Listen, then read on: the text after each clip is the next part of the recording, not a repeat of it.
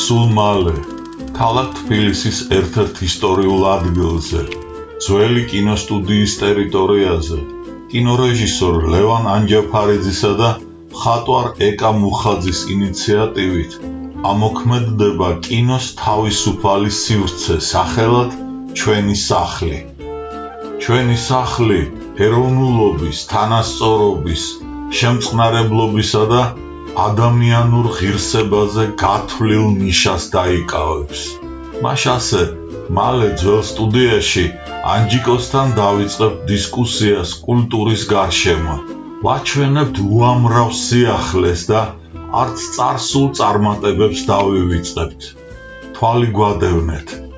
ვიცი, რომ ბევრს მოუნდება ჩვენი სახლის კლუბის წევრობა. ამიტომ გელით, ქართული სტუმართმოყვარეობით, ტაქტითა და ხელოვნების სიყვარულით.